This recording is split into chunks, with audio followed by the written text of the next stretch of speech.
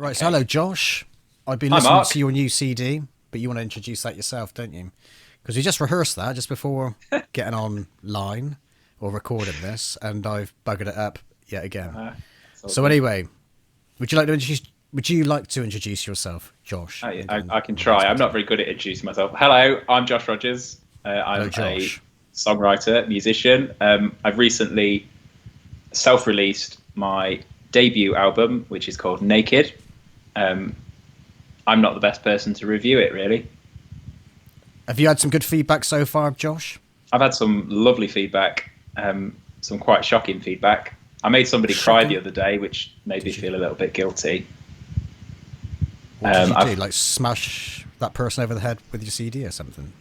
Oh, well, I don't know what they did with the CD when it arrived. I'm assuming they were listening to it.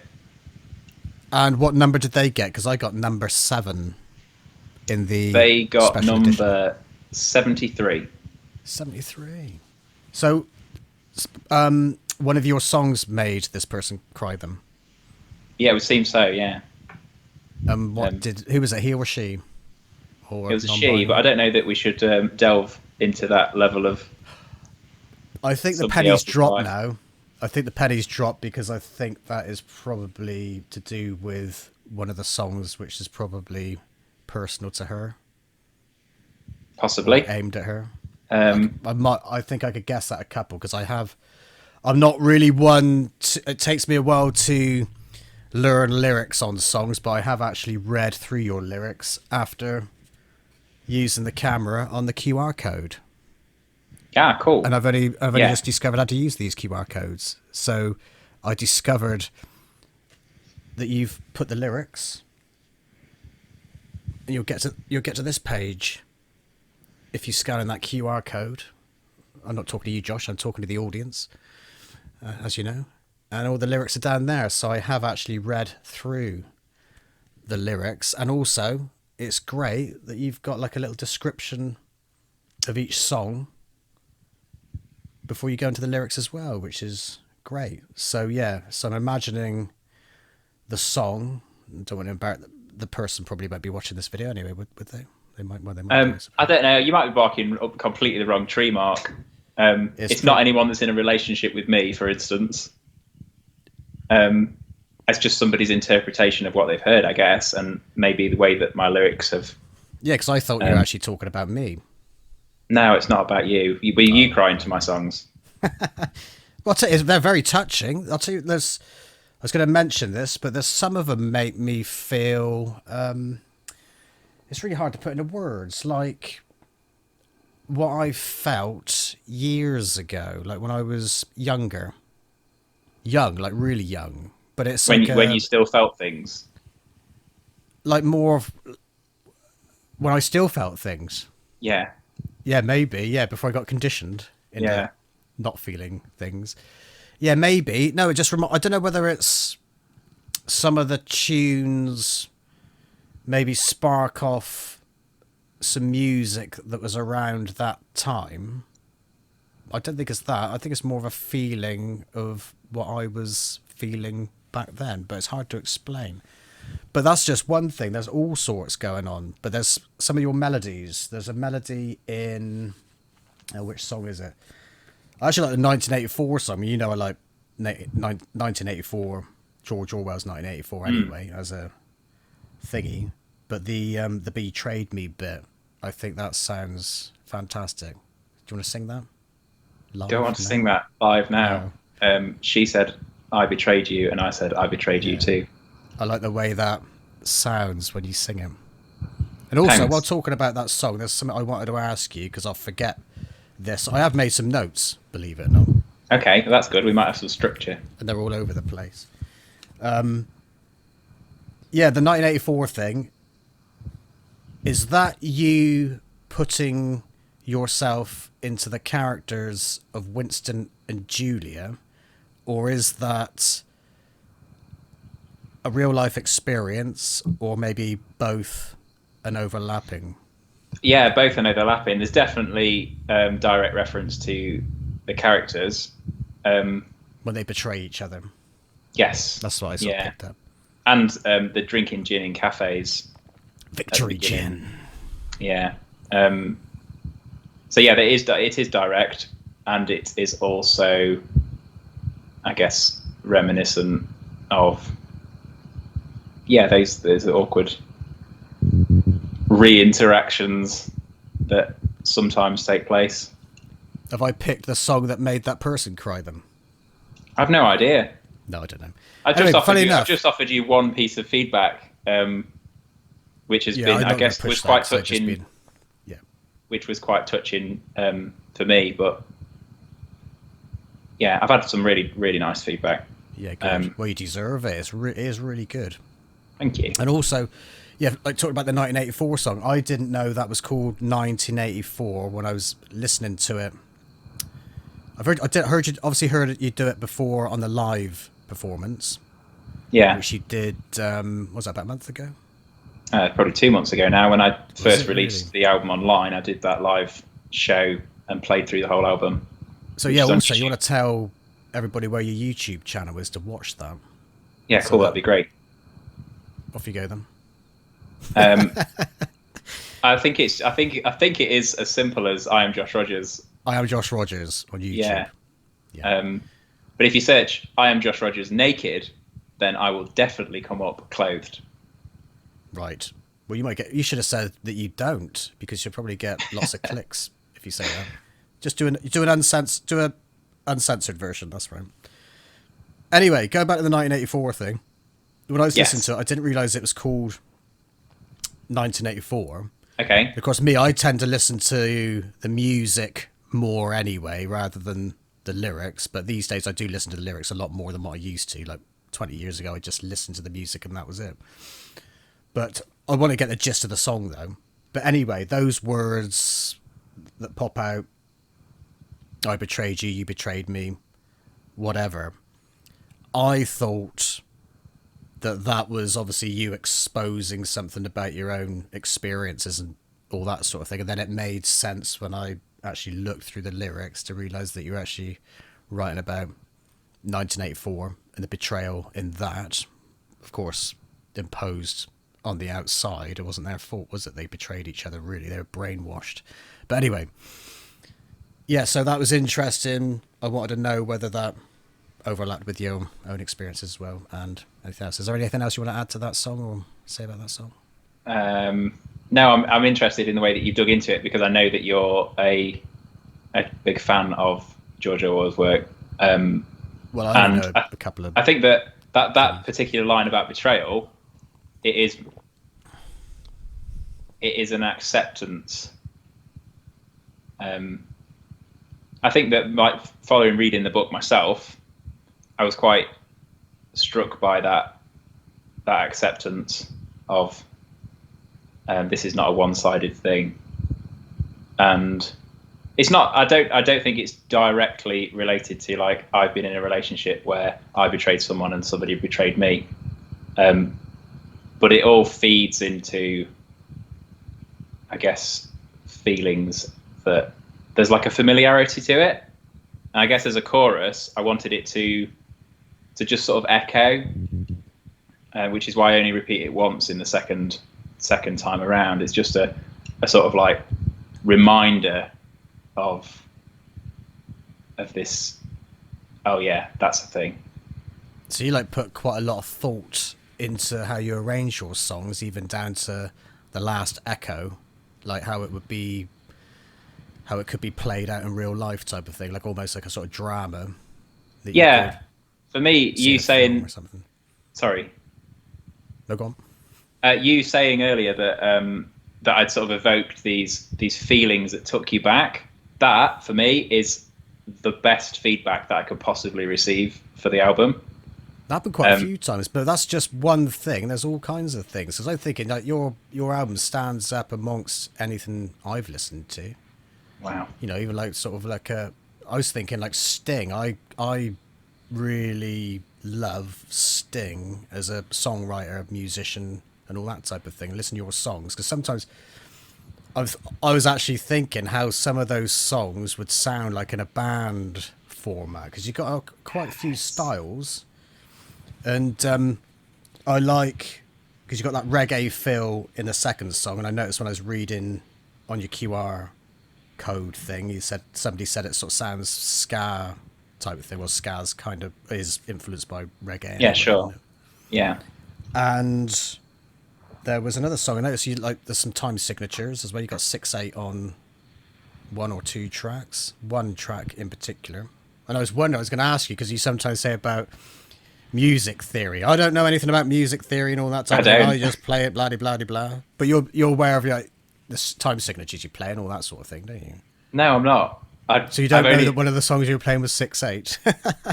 No, I counting in three. So it might be 6/3 or 3/4. I don't know. But I've got no idea. The strumming is, I like that beat because it's sort of hypnotic. 1, 2, 3, 4, 5, 6, 1. I like that sort of hypnotic. I think the extent of my understanding of different time signatures are that's not 4/4, and most of it is. And the way that my finger picking style's developed is basically to find as many different ways of cramming as many notes into 4/4, but makes it not sound like 4/4 as possible. Well, yeah, because I know sometimes if I'm doing stuff, I'm not necessarily, if I'm coming up with an idea, I'm not necessarily conscious of the time signature. And I notice I might think it in a rhythm rather than count the timing, or it might be a sentence. Funny enough, we did this song the other day with somebody. It was I can't remember what it's like, an 11/9 time signature or something. Right. And the only way I could get, because I've never done that before, you're hearing loads of prog rock and all that sort of thing, and the only way I could get it into my head was to create a sentence that had the same amount of syllables, so 11 syllables. So I'd say those syllables in my head and then play the tune to it. And there was a lady that was going to sing to it, and she said, "Oh, I can't follow the timing." I said, "Well, just do what I was doing. Just repeat that sentence, or choose your own sentence. Like, say 1, 2, 3, 4. You could have 4 syllables, couldn't you? I am a car. Cat. I am a car. I am a car. I am a car. I am a car." Anyway, I'm talking a little twaddle. Anyway, where were we? Sorry. My head's all over the place today, Josh, after all that palaver before getting this up and going. Yeah, I'm quite interested to pick up. I'm quite interested to pick up on this. You said, so there's quite a bit of thought gone into it, and you also picked up on the fact that some of the songs sound like they could fill out with a band. Yeah, that's really the whole point of my songwriting, is that it's interchangeable, and the whole point of releasing an album that is just me and an instrument bared, and calling it Naked, is that it is the bare bones, but the belief is that you could fill all the songs out with a whole band and create something that feels much more clothed. So in my dream, so that's in my your next dream album, world, then. It's gonna be called Clothed. In my dream world, I'd like to revisit the album at some point with a full band and release it as Clothed. It sounds great as it is, of course. Well, that's been my dream, is to try and create songs that stand up by themselves as solo performance, but have the ability to transfer and sound better or bigger. Maybe not even better, like, but some bigger. Lovely guitar parts in there, and like the melodic bits, melodic voices, of course, and like going on to Bad Blood, there's kind of a rumba feel, I thought, in there. Is that conscious that you're doing like a rumba thing going on? Not in the slightest. Like the rhythm. So you're playing like a rumba thing going on. Yeah, I think in the way that I approach songwriting, it's about creating a feeling. So you kind of spoke to that a little bit earlier, in the fact that it evoked these memories of feelings. And I think rather than thinking this is the style or this is the time signature, it's about the feeling. And that comes after anyway, and that's sort of like that's like a post dissection. Like an analysis. Oh yes, this chap's he's gone in the key of A minor and what a 6/8 beat there. But I'm a lot more basic than that. I'm just like, how does this feel? Okay, it feels like this, and that's cool. That's what I want to do right now. And the design of the album is such that I wanted to try and create a journey of emotion in starting at this sort of high point and because it starts off chirpy. The first song's quite chirpy, isn't it? Yeah, it's the chirpiest song I've ever written, I think. Just to get you in the mood or lure you into a full sense of security. That's exactly it. Thank you. I'm glad that you've picked up on that. No, but some of the songs, they make you feel quite reflective is probably a good word, I would say. Oh, this is music to my ears. Thank you, Mark. Would you sort of class it in amongst maybe a concept album? Is there a story from start to finish? Is it chronological or anything like that? Like in the way you've written the songs? No, not specifically. I think it's more about the feeling. It's more about this journey of like feeling the highs, that sort of like dizzy love, and then there's definitely there is a journey in like through this sort of midsection, this acceptance of imperfection and in self. There's a lot of self-reflection, a lot of self-chastisement maybe, and then there's this loss in Gert's song, which I like that one too. I wrote something. I made me notes here as well. Yeah, go on. Sorry. Tell me if I'm interrupting too much as well. That's all right. So basically, you're sort of going on this journey of dizzy love and then into more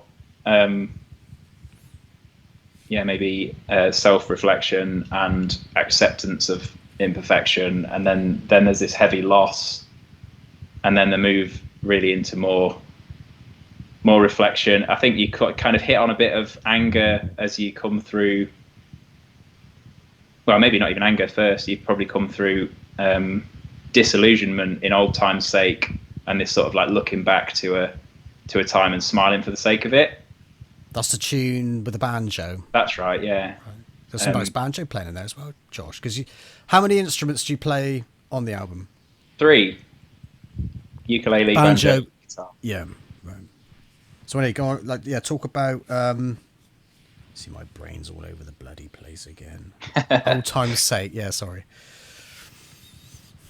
Yeah, and then you get into Schopenhauer, which is influenced by some of the writing of Schopenhauer, but mostly influenced by my own disillusionment with society, politics, the way that we're crushed into the machine. Is Schopenhauer, is he kind of sort of nihilistic, got a nihilistic outlook?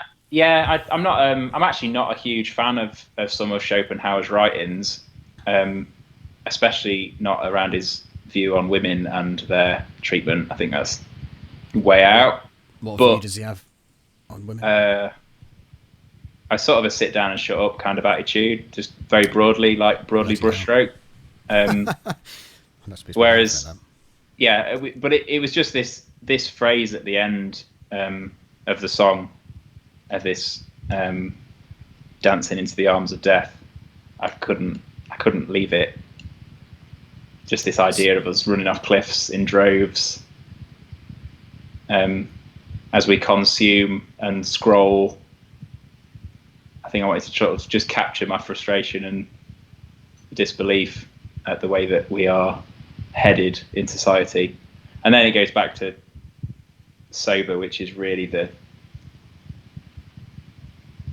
loneliness, I guess, that is really drawing a lot on my own experience, my own struggles with alcohol and the loneliness that I felt in those times in my life, but also the frustration of not knowing where to head next, as we sort of finish off the album with this big vocal piece about knowing what we want to say but not knowing the words. I think that's a real feeling. Certainly sort of the whole point of songwriting for me is that I've got something to say, but I don't know what the words are to say them. So that's a constant struggle. And my dream really was to try and create this whole rainbow of emotions that leaves you at this point where you're left to sit with that feeling of like listlessness and maybe lack of direction, and you're kind of presented with two options, which are sit with that or start again and go back through the emotions again, which I think is quite reminiscent of the way that life goes in its ups and downs and patterns. Yeah, so I want to listen to it some more. I want to especially focus on the lyrics a bit more when I listen to, well, a whole lot more when I listen to it again and over again, because there's obviously a lot of depth to the whole album and all the songs. I hope so. I've tried to create. There's been an enormous amount of thought in sort of every bit of every song. Some of these songs have taken me 2-3 years to hone once the structure's there, and to find like the way of expressing this word or this phrase in order to create the feeling that I'm trying to create. And I hope that it's an album that people can get into and keep listening to and keep finding new bits of resonance. Yeah. Are you going to do you plan on doing another one? Have you got enough material to do another CD? I've got enough material, the sort of backlog, to do probably 2 or 3, but whether they'd be worth doing is a different question. I've got, like, these songs span over 10 years of songwriting. They're just kind of cherry picked from quite a big collection of songs that I've written. But yeah, I'd love to record again. The recording process was by far the most enjoyable part of self-publishing an album. I've got a couple of ideas in the works, whether we go straight on to album number 2 or whether I dig into a few of the tracks and try and flesh them out, whether I go down the clothed route, like I mentioned earlier, or another... Dressed, I reckon sounds better, doesn't it? Yeah? Dressed. Okay. Clothed sounds like you're hiding something. Dressed sounds like you're out there. Ready to go. For something. Yeah. Yeah, maybe. I don't know. I'm just talking at me arse, as usual. Anyway, so the last week I've written 2 songs. Have you?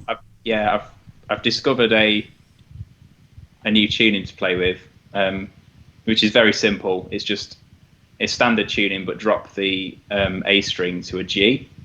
Oh, sounds interesting.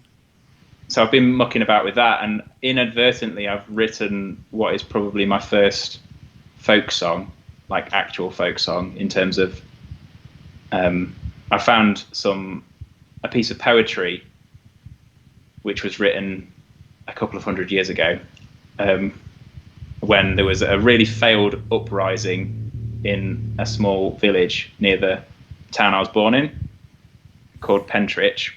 The Pentridge Revolution was a failed uprising, but there was a piece of poetry that one of the rabble-rousers shared in a pub in Ripley, which is my hometown, Derbyshire. And I've sort of had these bits of verse waiting to find a song, and they've found this song. So I think it counts as a folk song. So I've been thinking about whether or not I should do an EP maybe in the next year. That'd be good. That's specifically about that event. Right. Like just about, like, because there's no songs about it. The folk tradition the songs about everything, but I'm not finding songs about the Pentridge Rebellion. So you'd be like researching that to make your EP. Yeah, and try and find maybe other bits of like spoken word, or just even like excerpts from the trial of these men that were then hanged or sent off to Australia. But if I can find bits of narrative and create maybe 4 or 5 songs for an EP out of them, that'd be quite cool. So what years did that take place? That's a good question. I think it's 1817. Right. So that's a lot of fun researching that type of thing and doing and making something out of that, isn't it? I think it could be, yeah, because it's close to home. Like there's a commemorative plaque on a road that's between my parents' house and my grandparents' house, which are 6 miles apart, and it's next to a traffic light. So as a child, if I was coming back from my grandparents and we got stopped at these traffic lights, which regularly happened, then I'd see this plaque that said, this is where so-and-so was shot in the Pentridge Revolution. And it's only recently, in the last couple of years, that I looked into it a bit and found out that the person that was shot completely by accident. These guys were all going off on this march where they were going to take on the army and storm London from mid Derbyshire, walking on foot with pikes and spears. And they got hold of a gun, and they went to a house to sort of say, "You've got to come with us. Come on, out you come." And someone accidentally fired a gun, which shot a bullet through a window and killed a servant. It was totally they lost the revolution. Yeah, it was just doomed. The whole thing was so doomed. There's a lot of rebels down into these parts as well in Somerset. Of course, you're in Cornwall now, aren't you? So yeah, that's right. There's still rebels there now. There's real pirates down here. Yeah, they want their own independence, don't they, with the black flag and the white cross? Yeah. Yeah, we've been watered down here. We've been dominated by the establishment. Anyway, we might rise up again one day. Soon. Mm. We won't get kicked off of YouTube for saying that. I'm you be careful. controversial. Yeah, so there's something I was going to ask you then to do with what you're going to say. Oh, yeah, how long did it take you to record the album? So we recorded 13 tracks in 4 days. 13? Mm. There's a 12 on there. What happened there are 12 on there. What happened to number 13? I recorded it. Superstition thing? No, I'd love it if it was. I mean, 13's my favourite number. Is it? Yeah, it's my birthday. Oh. And I actually released the album on Friday the 13th of October. Oh, did you? I didn't know. And then I released the CD. So I released it online on Friday the 13th of October, and I released the CD on Friday the 13th of... No, sorry, that's a complete lie. I released the album online on Tuesday the 13th of October, and I released the CD on Friday the 13th of November. You saying it's cursed? No, I love it. It's my favourite number. Of course, you can't see me, can you? Because you're I can't see up the CD. So I'm just holding up a little statue of... Is it Behemoth? Friday the 13th, but you can't see that. You just see it on the replay. Okay. It's just a sick joke. Yeah, so I like 13, but that wasn't why we recorded 13 tracks. We recorded 13 tracks because thinking ahead to this dressed version of the album, I wanted to include on that a bonus track, which is a ukulele song that I wrote, which my youngest brother, Jed, or Jethro, came up with a really nice rap line, sort of rap lyric too, halfway through. Have I heard a rough demo of that, by the way? I think you did, yeah. A while back. Is that what you posted on Facebook a long while back? About a year ago? 2 years ago? I don't know. I feel like I showed you. I might have shown you when I visited one time. So that's going to be interesting. Yeah, sadly, I made a really fatal error, which has doomed it. So maybe it is cursed.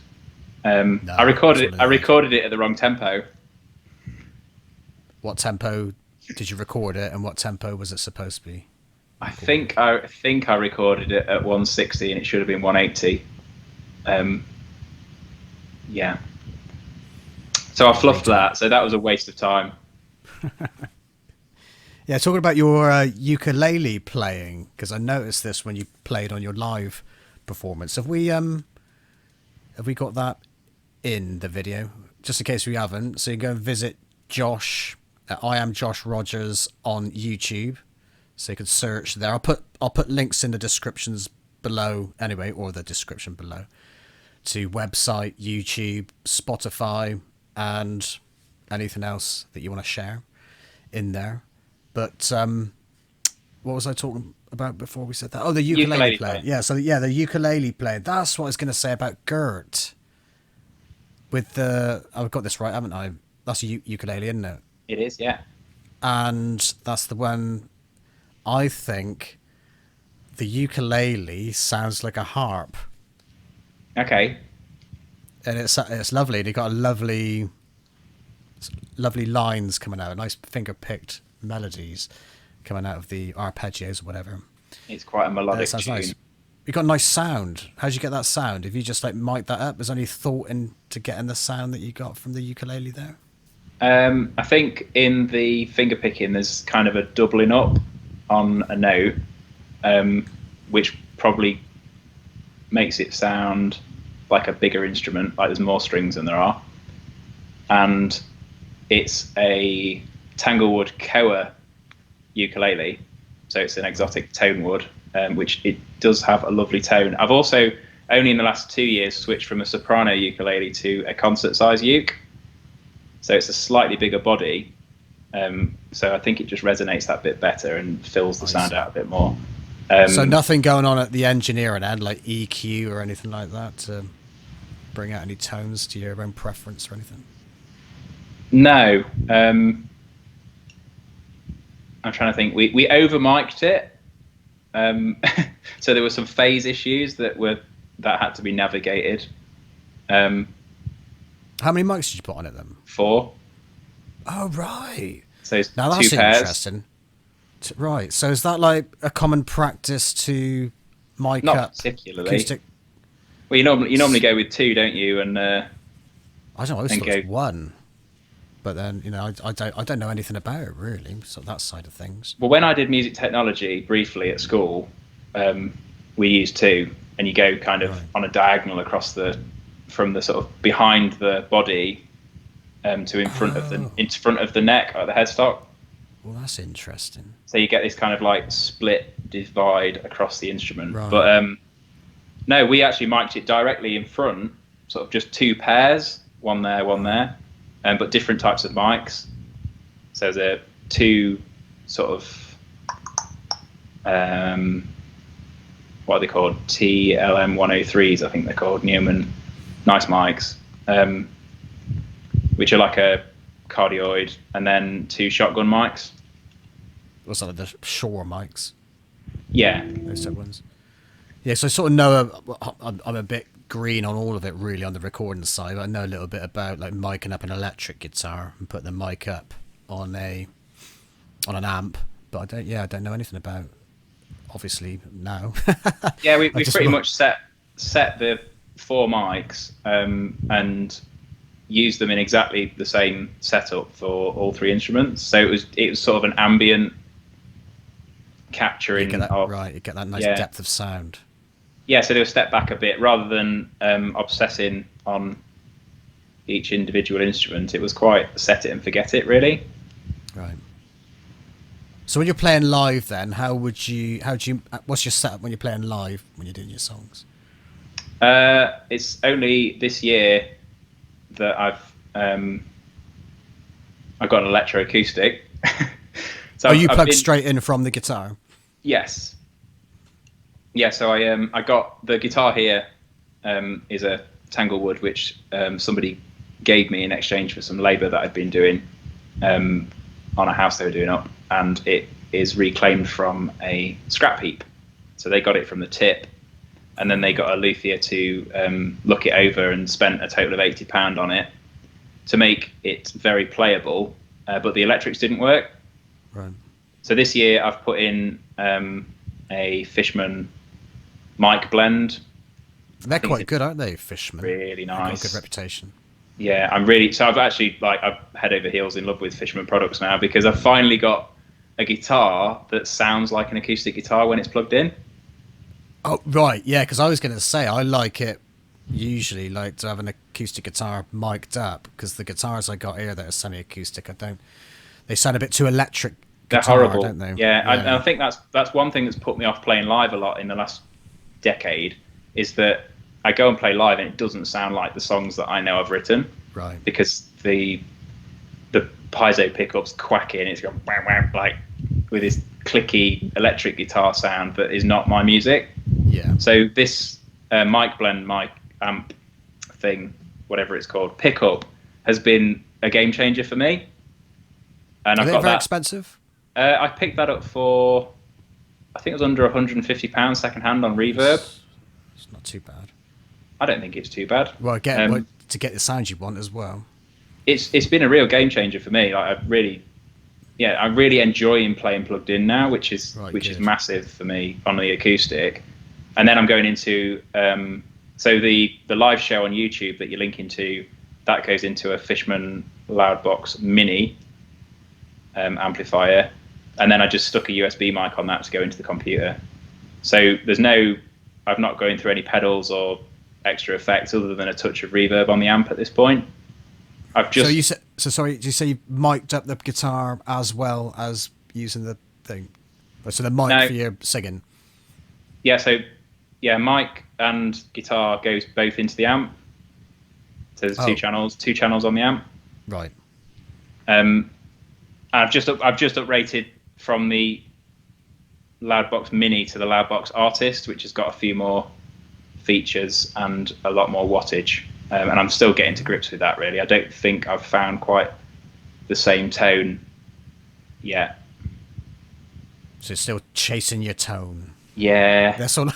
All I seem to be doing. I never get the sound that I want. Never. Talk about Fishman. I bought a MIDI controller for the guitar the Oh other day. yeah. It's fucking great. Language mark.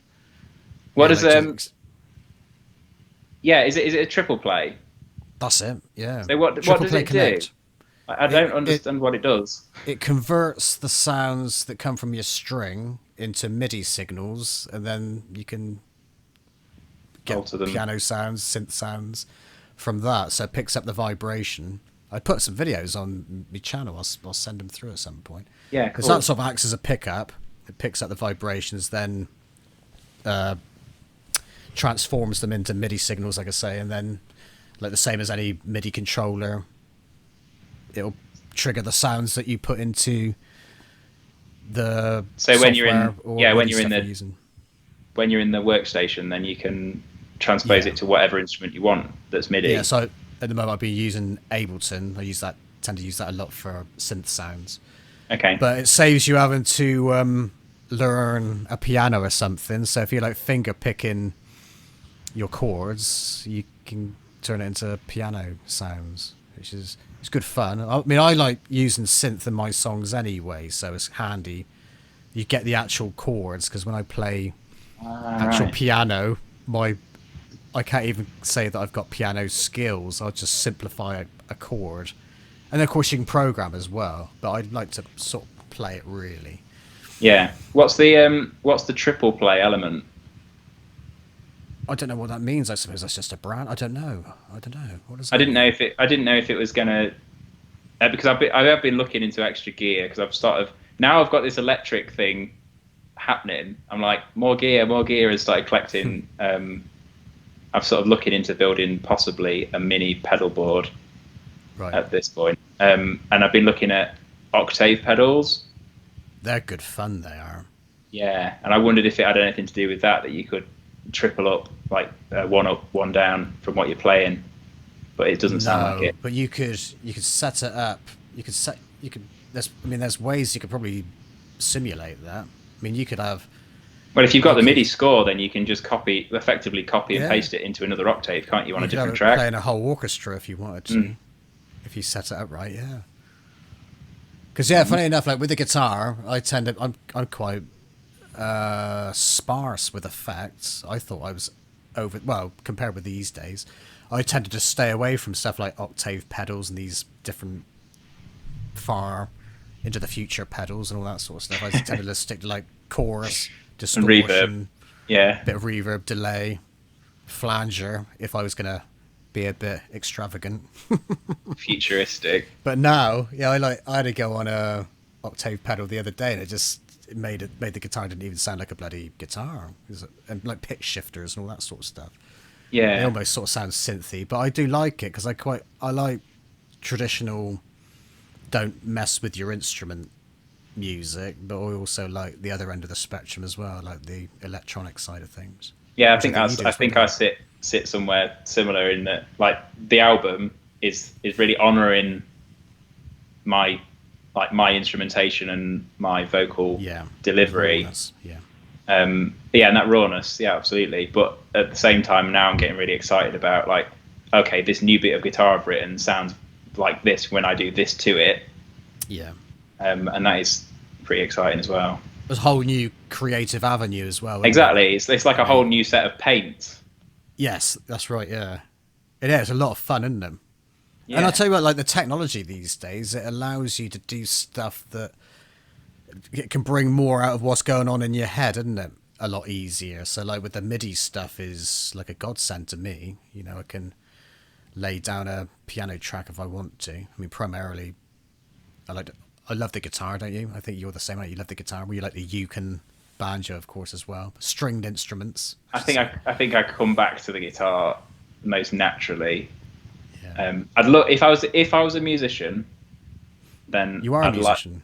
If I was a real musician, I'd like to be able to You play are a the real piano. musician. I'd like to learn the piano as well. Yeah, I think that's if I was on the desert island scenario with one instrument, then it'd be a piano. Oh, would it? Oh, you'd sacrifice your guitars for that then? Yeah, I think so. Yeah, Blimey. doesn't hurt your fingers as much. I mean, I'd like to play it, but it's another. I sort of prioritize the guitar, so like the practice goes into that rather than the piano. But yeah, I mean, all you got to do is set some time aside, isn't it? Instead of, I don't know, watching EastEnders or something. Yeah, I am. Yeah, I wish I could be a full-time musician. That'd be great, wouldn't it? Yeah, I realise it more and more. Like, and the more I write, and the feedback I've got from the album, and sort of the things people are asking now, like, yeah, when are you going to do this? What's next? And all those questions. It's like, well, I'd love to be in the studio next week. You know. Have you got it? Do you record at home as well to get ideas down? On my phone. I'm trying to. Have you got GarageBand, by the way, on your phone? Do you use that? I have got it on my phone, yeah. That's quite a powerful bit of software, that, I think. I think it is for what it is. Yeah, I've got an old FireWire connection, Alesis interface. So, and I've collected I've got a couple of Shure mics now, and I ought to be trying to record into the computer, but I've got to find the motivation to want to, and I'm always chasing the next song, so I'm always writing. I've got like 4 or 5 songs that I've written this year that I've not recorded yet in any form whatsoever, and I need to go back and get them. Yeah. Before they get lost to the new stuff that I'm writing this week, you know. Right. What's on the album? What is your favourite song to perform live? Have you got a favourite? Well, I hate performing live. Do you? I really don't enjoy performing at all. I've not. So you get nothing out of it. Why'd you do it? Because it's what you have to do, isn't it? Not necessarily. I don't know. These days you get a hologram. Just get your hologram out and do that. The last decade, I've done open mics all over the country, in phases, and because people go to open mics because they're expecting people to play Wonderwall and Freebird and they're going to be able to sing along. Yeah. I go in and I play like something that is emotionally involved and new. What are you saying? Freebird's not emotionally involved? Sorry, Mark. But it's new, isn't it? It's just new to their ears, and I guess. Yeah, but that's singing, but you're obviously playing in the wrong venues. That's like trying to sell Rolex watches to people at a little. Yeah. Oh, so snobby, aren't I? No, I know what you're saying. Sorry. I think you're right. I think this is the problem. I think I've really harmed myself in playing open mic nights and getting not bad reactions, but just not anything like the reaction that I was hoping for the amount of work I put into the music. And it's not because people don't want to like it or they don't like it. It's that it's a bit much for them to take in on a first play at an open mic night.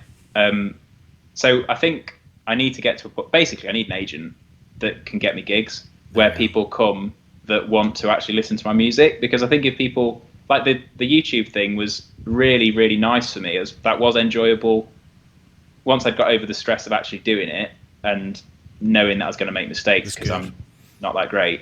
But once I got over that, I actually really enjoyed the fact that the people that were there on the premiere had chosen to spend their time with me and with my music, and that meant an enormous amount. It was really, really moving, and it changed my attitude towards the playing completely.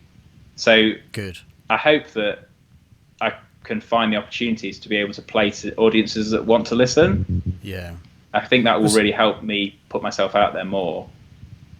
So I found like people that used to go to folk groups tended to be more into the music, you know, like, and even the people that like you go to folk groups or whatever, the people you tended the actual introduction, spoken introduction to the song is actually longer than the song, isn't it? That's right, yeah. And today I'm going to sing a song. This song that was collected in the 1600s and passed down through my great grandfather. But people like that, and I like that as well. It adds depth to the music, doesn't it? Yeah. Yeah. If you're in a band, if you're in a band, like people come out saying, "Can you play Guns N' Roses, Sweet Child of Mine?" We'll go and stick it on the jukebox. Yeah. Yeah, I guess that's my snobbery. It's not really snobbery though, is it? Really, it's like it's. I tried to respect myself, I suppose. I mean, they're all good songs, of course. Anybody that wants to hear those sort of songs, but you stick it on the jukebox, can't you? Yeah. They say you're not like there to listen to your music, are they? They want you to. No, I don't think so. I have tried with the folk clubs as well, because I received that suggestion from Saul Rose, who recorded and mixed the album. He is of the folk tradition. He's well known in the UK folk scene.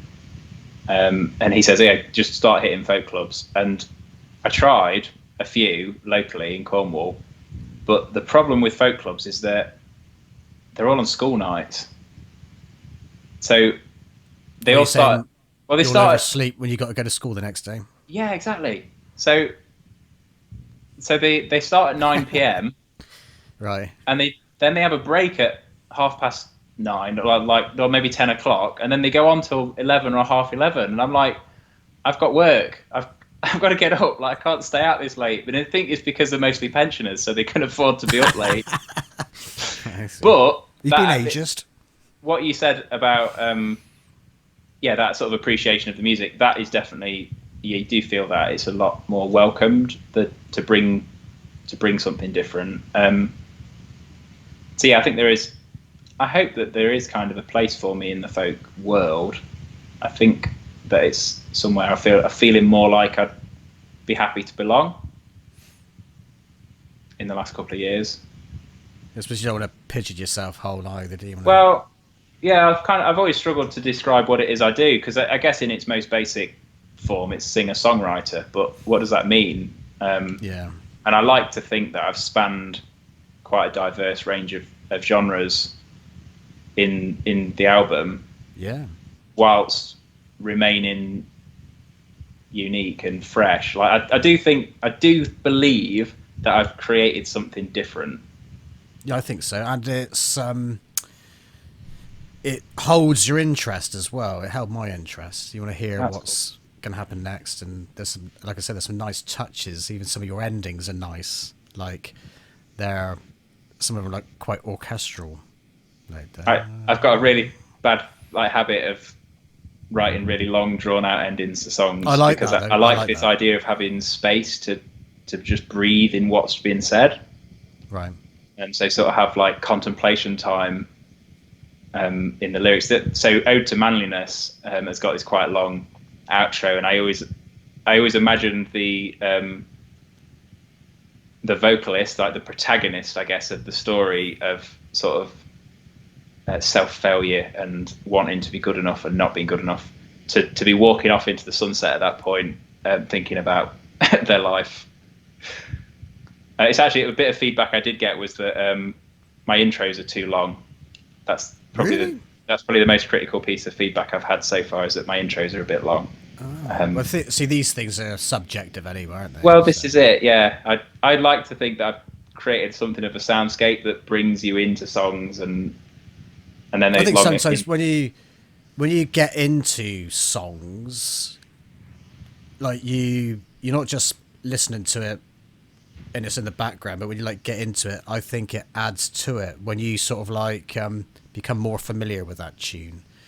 I'm not really explaining myself very well.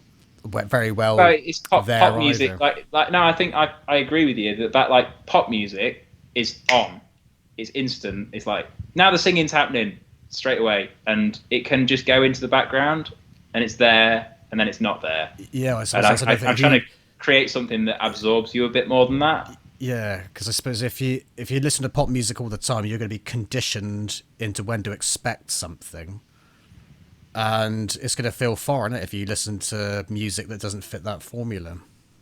Yeah, Because possibly. it's habitualized, though. It might make you feel a bit uncomfortable. Because I must admit, I sometimes, if I'm writing songs, I try and, oh, is that a little bit too long? Or shall I shorten a little bit? I don't know what to do here. And then you like leave it at night, listen to it again. Oh, no, I think I need to add a couple of bars on there. Yeah, Take some away, I don't know. One of the realizations when we were in the studio was that my average song length is like nearly 5 minutes. Like when you average it out across the album. And Sanctimonious Me was actually one song. It was 12 minutes of one song. Ah, right. Let's see, split it. So I was like, okay, it's got to be 2 tracks. Yeah, there's quite a few 6-minute. In the prog rock world, you can get away with your songs can be 2 weeks long if you want them to be. However long the LP is, like however big the vinyl is, that's how long it can be. And remember, Bohemian Rhapsody might not have got into the charts if they'd taken the advice saying that it was too long to be suitable for the pop charts. Yeah, that's... By the way, Sorry, go on. No, that's fair observation, thank you. And I was going to say, Stairway to Heaven, do you know what number that got to in the charts? No idea. I don't think it got to number 1, did it? But that's a classic, of course. That's like 7 minutes. Yeah, true. Yeah. I don't think many of my songs will be going that high. You never know. Never say never. I wouldn't even... Spotify. Spotify's a bit of a conundrum, I think. Yeah, I'm not really worried about it. I don't have up-to-date figures. The last time I looked at figures was probably a month ago, and we were still in the hundreds, not thousands, of streams. Right. I'm made like I'm honoured if anybody takes the time to listen to my music. Do you promote your album heavily? No. No, I did a lot of promotion building up to the release. It was absolutely exhausting. It's hard work, isn't it? It's relentless. Everything's about creating content, and you're trying to juggle normal paid work, your relationship and your life, doing things that you actually enjoy doing, and getting enough content out there to keep an audience engaged. It's soul destroying. It's hard. Yeah, it's hard. Well, it's not as try not to conform to that, isn't it? And just do it because you've got your creation done now, so it's all there and it's out there. Yeah. So recharge your batteries, then go for it again. Yeah, I think that's kind of where I am. But saying that, I've like pretty much written 2 songs in the last week since I stopped working for over Christmas. So as soon as I've got the opportunity, I'm writing. Because that's what, when you're doing your songs, all you want to do is focus on writing your music, isn't it? Yeah, totally. Yeah. So let's talk about musical instruments. How old were you when you started playing guitar, and why did you choose the guitar? Okay. I'm guessing that is your first instrument. Yes, it is. Yeah. So I first played the guitar when I was 9. Right.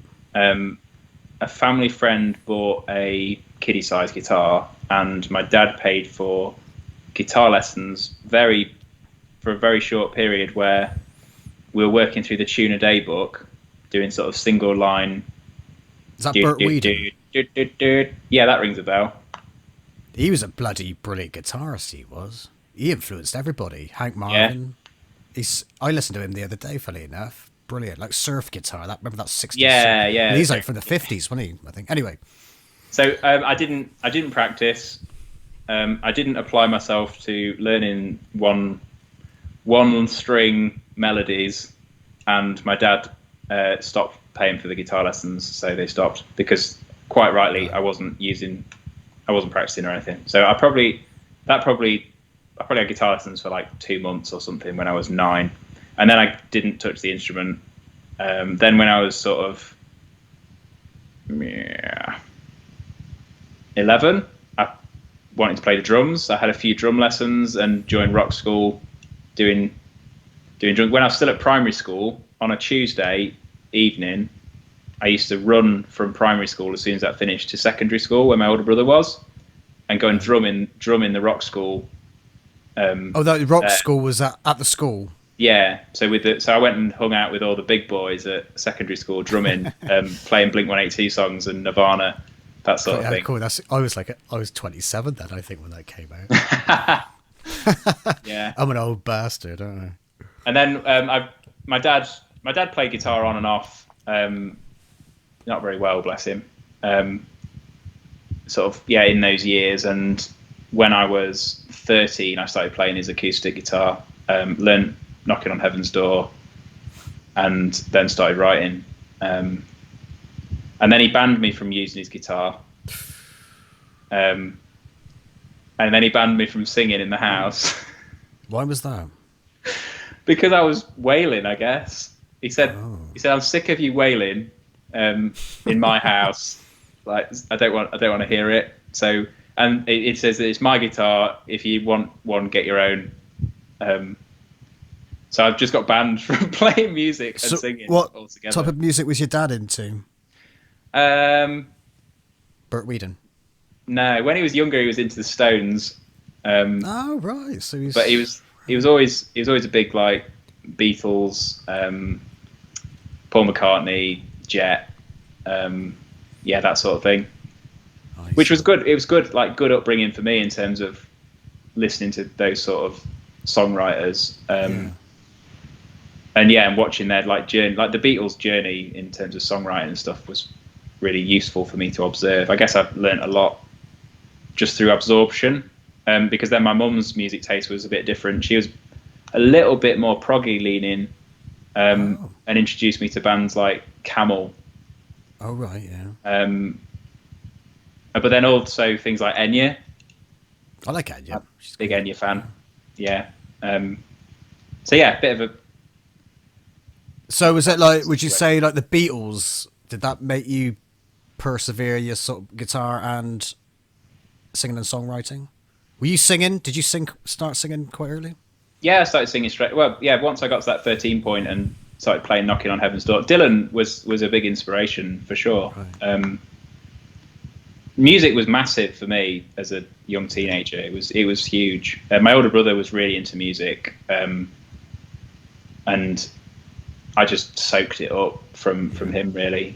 So he'd go to the library and rip CDs onto tapes, and I'd listen to them, and a really wide range of genres and eras of music that I just sort of absorbed over and over again. And really, like, I'd spend hours at night with my Walkman on, going over and over the same album. Was there like, was there any one moment you like saw somebody do anything, right, I want to do that? I don't know about saw as much as heard. Radiohead, right. For me, like Radiohead was just a life-changing event, discovering Radiohead. I actually discovered Radiohead when I was still at primary school, and I remember doing a show and tell where I took a Radiohead song off the bends in as my show and tell because I really liked the lyrics. Yeah, because he's quite a profound songwriter, isn't he? Is that Tom York? Yeah, Tom York. I actually credit Tom York with teaching me how to sing. I taught myself to sing by singing along to Radiohead songs. Certainly through my mid-teen years, I'd go out on walks in the middle of the night because I suffered with insomnia for a few years, and I'd just go out walking and just scream along, just sort of wail along to Radiohead songs. And then I guess I started songwriting, and I'd obviously taken that sort of wailing inspiration, and that's where my dad got upset. So who do you admire in the singing department? Tom York. Yeah, Tom York. I'm a huge fan of The National. I don't know who they are. It's a really great, deep, gravelly vocal. And Johnny Cash, for sure. Right. But then on the other end of sort of the styles, people like the Coral, and oh yeah, there's a singer-songwriter who I admire enormously called Sam. Can't remember his second name. Might be Hill. He plays with Iron and Wine, and he's got he grew up in the Bible Belt in America, and his vocal is just beautiful. It's really nice. So that's definitely been in there. But all sorts, everything and anything. quite diverse people like range. Yeah, and I listen to stuff and I think, oh yeah, I take that bit away. Like I can do that. That's cool. Yeah. Even if I'm really honest, so on the song "No Anymore" on my album, there's a line that says, can't remember my own line now. This is great. While I wait back at home, and the way that I enunciate "at home" is a direct rip-off of Block Party.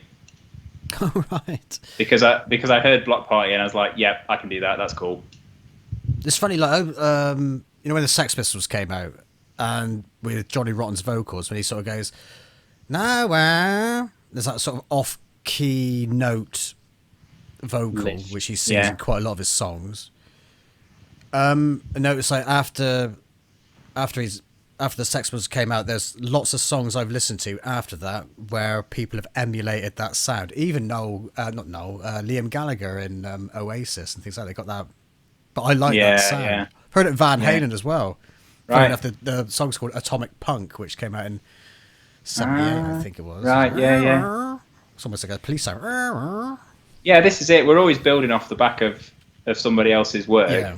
And so about guitar, what guitar sounds do you like listening to from well-known people? Oh, well-known. I don't know. I'm not actually a massive guitar nerd. It's a medium.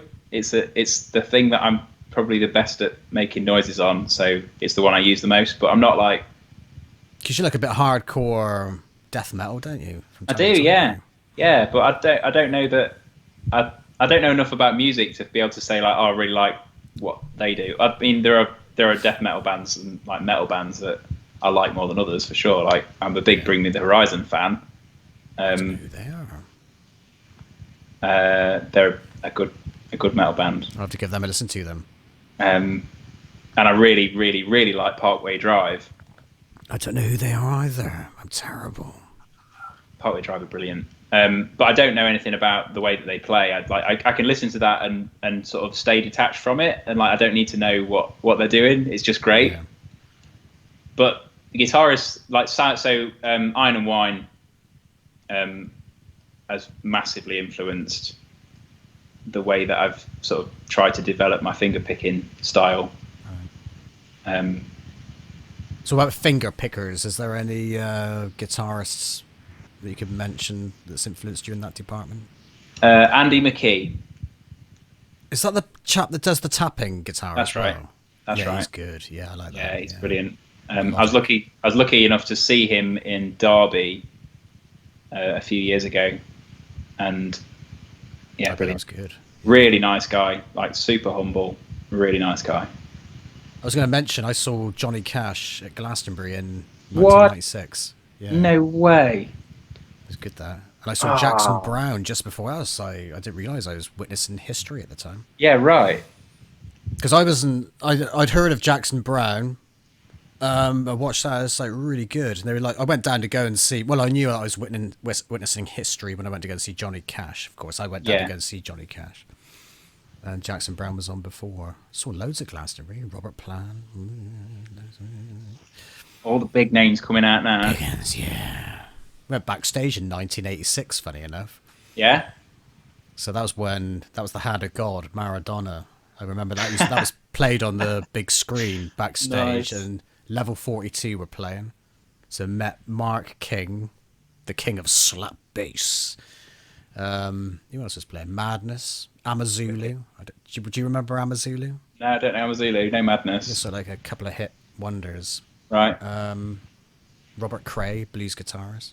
Yeah. I remember sitting out, so I would have been 13 years old. We were like sat in on this, like back then, like even cannabis was like, cannabis, that's drugs. My God. And we were like sat on this pipe stall thing. Oh, look at this. We're hardcore, aren't we? We're sat on a Naughty. stall where they sell hash pipes. Christ, wait till I tell my friends when I go back to school on Monday. Naughty. I've just remembered another guitarist but I don't know. This is pure ignorance, but it's more sounds for me, like the guitar sounds. So again, the national, like the national guitar sounds are something I like a lot. I don't know if I just mentioned in the vocals, but again, the vocal and the ukulele sound, I definitely take a lot of inspiration from a band called Beirut. So they play ukulele in their band. So Yeah, you listen to a fair bit of music that's got ukulele in it. Nope. I don't think so. Just that bad. Yeah, Beirut are great. Right. I am really bad. Like, I don't know. I don't keep up with like what's current and what's new or. Well, I don't know how you keep up with it these days because there's not a definite thing, is there? Chart. No, this is it. Spotify chart. I don't really look at that. I'm stuck in the 80s. I am in an 80s bubble. I'm kind of like I remember a band that I like, and then I look at what they're doing, and I'm like, oh, they've got 6 more albums. That's brilliant. I'll listen to them. Yeah, and then guitar-wise, there's another one, Interpol. So I like my older brother was really he was really into sort of the mid-noughties indie movement, which in my opinion was kind of like the good indie, and then it died. And yeah, there's a lot of sounds in there that have influenced like the way that I'm writing songs. And I hear, like you said, I hear their styles in a lot more modern stuff or like up and coming indie bands. I'm like, well, that's just like I said about Block Party. I'm like, well, that's just Block Party with a different vocalist. Or like you start to hear these things, don't you? I think is that a sign of getting old? I don't know. Don't ask me. I don't know. You just sort of start remember, noticing. you see. I'm like a goldfish. That's a sign of getting old. What did I just say? I can't remember now. I've just wet myself, so I'm going to have to take a break. Oh, okay. Incontinence pads. I better order some again. From eBay. Yeah. So what are you listening to at the moment, then? I've actually been on quite a folky drive. I've been listening to Sam Lee. I think you mentioned him just a minute ago, didn't you? No, I got my names mixed Somebody up. else. I can't remember what the guy from Iron and Wine's surname is, but it's Sam Lee is a bloke. Sam Lee is a bloke. He's from, I think, the south of England as a general location. He's an excellent singer, really excellent, and he takes traditional folk songs and sings them very, very well, but quite often with quite contemporary accompaniment. So it's interesting listening. Sam Lee's really good. I really like what he does. What do you class contemporary accompaniment? Well, like electronic instruments. Right. So there'll be kind of like electronica with very That's me traditional thinking a brass folk band. music. No. Because I'm an old bastard. I've been listening to Melrose Quartet quite a bit recently. What's that? Folk group. Very good. I see. Very Have good. you got any stuff that you listen to that some people might be ashamed of? Like, I don't know, a Spice Girls song or... Well, I've already said Enya. I get a lot of stick. No, that's Enya's class. Yeah. I like Enya. I like Enya. Clannad as well, like Clannad. It's when Enya and Clannad, weren't they together at one point? Like no idea. I'm not sure. Music I might get stick for. I've got loads. ABBA, probably, I guess. I love ABBA. I grew up on ABBA, and like I've spent hours and hours tinkering with bikes as a kid in a garage, like listening to ABBA. ABBA's genius. Their songs It are is. It's amazing. brilliant. Just the way they're like the most perfect songs, I think. I'll tell you what, if I'm feeling down, one of the only things that'll pick me up is ABBA. I can just see you with Dancing Queen on. It makes me feel great. I love it. Well, most of them. The SOS. Waterloo. Dancing Queen's a good one. Waterloo's quite good. Waterloo's great. And there's what's that one? It's got some nice guitar at the beginning, I think. Nikita, not Nikita. What's it called? Chiquititas. I think it is that one. That's the one. Yeah. Yeah, that's a good one. Yeah, I'm gonna listen to some ABBA later. Yeah, but your CD, of course. I don't know about embarrassing stuff. I guess I still like and appreciate the punk rock stuff. Not I like the pop punk, like the pop punk American nasally Blink-182, Green Day. I love all that still. I like the Sex Pistols because I like Johnny Rotten. I like John Lydon on his own as well. P.I.M. Yeah. Pill. I think he's good. I like how he is as well because he doesn't care, and I think that's the way people should be. I mean, he is a bit. He is quite. Could be a bit maybe over the top aggressive. Yeah. But it's good. He's talks his mind. He is punk. He is what punk is. Even now, like people are still conforming to opinions that are popular. Easy. Any bugger can do that. There's a band that came and went quite quickly called the King Blues. Don't know if you remember them. Is that supposed to sound like a swear word? The King Blues. Yeah. I don't know that it is. Like King Weather. Maybe, I don't know. King Neighbours are getting right on my nerves. The King Blues. I've got the King Blues. Maybe. I don't know. I've not thought of it that vein. But they use the ukulele. Actually, that's probably going back to a much earlier question about like when I saw someone doing something and thought, yeah, I want to do that. That's probably I saw Itch, the front man of King Blues. I saw King Blues at Derby Uni, and him playing the ukulele, I probably do take like that was probably quite a moment for me. Like, that's King cool. Yeah. Talking about the punk thing, I always approach my songwriting from a punk point of view, like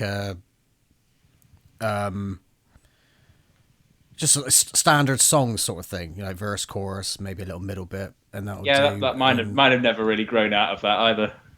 Because it works, doesn't it? It's just But I always start from there. I mean, I don't think I've ever written anything beyond verse, chorus, and middle eight.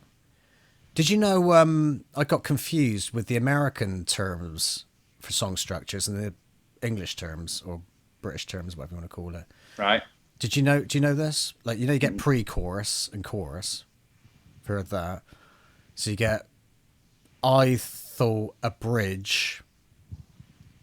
No, I think this is how it is. So in America, you've got verse, pre-chorus, chorus, bridge, if you're going to put that middle bit in. Yeah. And then verse, chorus, whatever, pre-chorus. In Britain, the bridge is the pre-chorus. So that's fair, yeah. Yeah, verse, chorus. So verse, bridge, chorus, however many times you're going to do that. Then the middle eight. So their bridge is our middle eight. And I've only worked that out in the last 12 months, and I've been writing songs where I've been collaborating with people with a mixture of bridges, pre-choruses, and the whole lot. And they must think, what the hell's going on now? To the point I had to go through a stage of writing section 1, section 2. Yeah. Section 3. Interesting. But I'm glad I know that now, because that just makes it easier, because I think I collaborate with more Americans than anybody else, I think. Which is no surprise, really, I suppose. Are you interested in collaborations? I never say never. I don't know. I don't know where I'd fit because I've got so like this is the thing with the folk nights as well. Like when people have like all get together and all play jam folk night, I'm done for. Like I can't do anything. I don't know what to bring to the table because But say, they'll for be instance, like, you could do it like you could if you had a song in mind and you wanted somebody to play bass drums and all that type of thing. You could, well, you could almost sort of like audition people to play on your songs, sort of thing. Do you want to sing on one of my songs at one point? yeah, If it's something that floats your boat, obviously have to like it and all that sort of thing. yeah, I'd be well up for that. I'm always up for sort of challenging my vocal range and my vocal style. I think the more different stuff you can make your voice do, the better. Yeah. I want to be Definitely able up to for sing that. myself.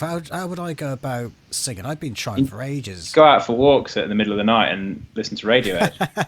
I think I've asked you that before because I remember you answering me with that answer that you said earlier. Well, it worked for me. And I think I just got an like, well, emotional block with it. I think I can't let myself go for some reason.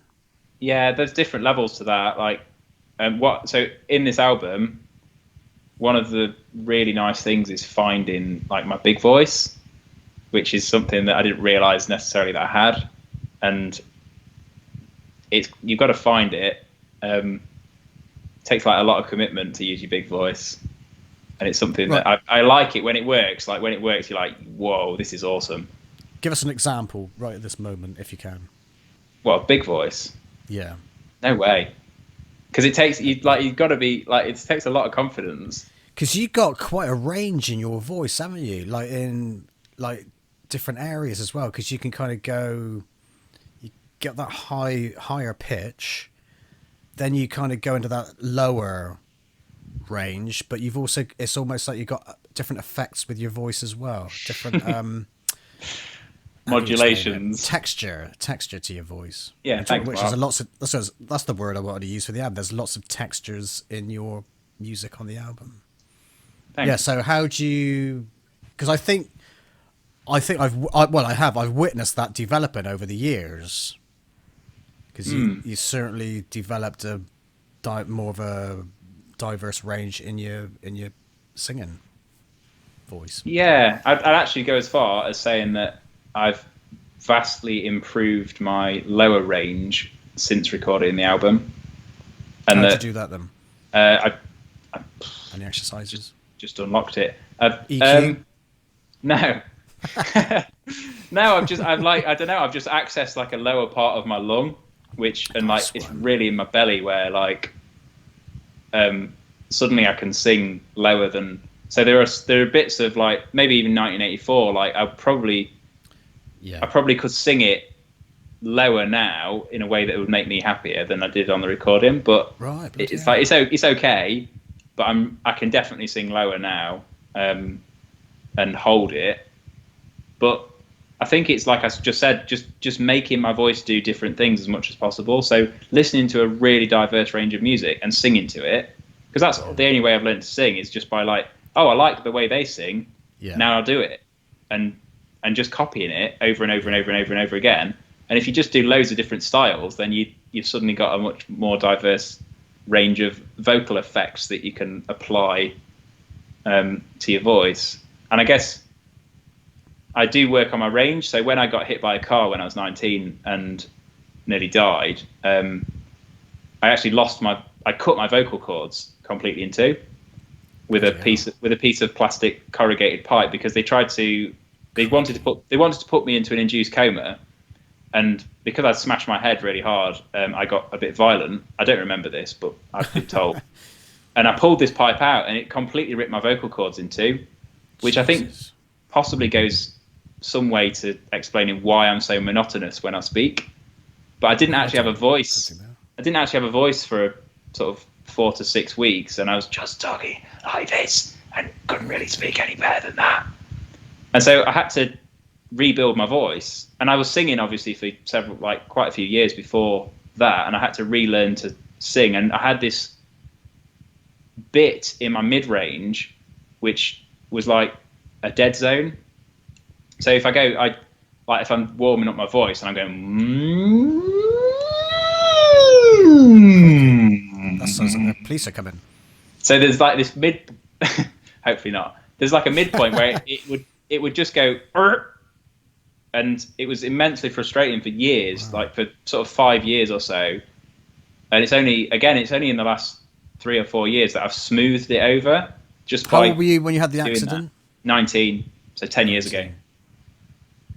Yeah, 10 years ago in summer. But yeah, I really feel like my voice is finding its own feet now. I feel like my Yeah, confidence you're on in a my different voice level. is growing. Yeah, it is good, really good. I do believe that I can sing now. Oh yeah, you got a top class singing voice, I would say, definitely. Thank you. And unique. I said it was unique before, but you didn't like that, did you? Everybody No, says it's unique. no, it is What kind does of that like mean? yeah. This is the open mic conditioning coming out. You see, because this is the feedback. Is like, oh well, your voice is unique, Well, I and you're suppose like unique on its own isn't very good. You need some context to that word, don't exactly. you? You don't know what it means, do you? It's like, well, No. thanks. I So, sound like a screaming pigeon. so when you like draw a picture and you show somebody saying, "Oh, it's interesting." Exactly that. Yeah. So I don't know anything, and I struggle when you talk about singing. When you talk about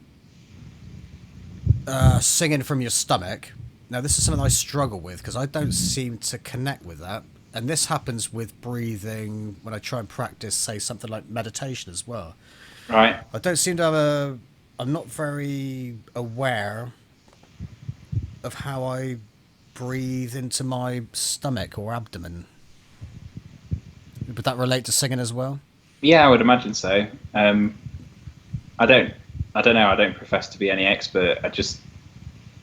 You kind of. I think that like in terms of range and like where you're singing in pitch, it for me is like a sliding scale. Like the high Right. stuff happens in here, Right. and the low stuff happens like down there. Right. What, But your feet? but beyond that, I guess and maybe I've got big lungs. I don't know. I've always like when I've done like so again after my accident, I had to do quite a lot of like air pressure tests, like blowing into a thing and it telling you how much air you're passing through. And I've always been good at that, but I've been quite athletic in terms of like I've done a lot of cardio heavy sports, I guess, in my life. So Right. maybe I've breathed a lot Yeah. anyway. Yeah.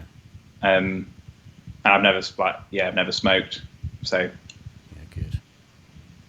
But you I still don't have good know. cardio fitness, even if you're smoking, aren't you? Yeah, and you can still be a bloody good singer as well. Yeah, so do you know, I had this stupid idea in my head that it might make my voice sound better if I smoked, but I think it's just an excuse to carry on smoking. I think there's quite a few indie band frontmen that are telling themselves that's the case as well. So basically, yeah, you're kind of more in touch with that area, aren't you?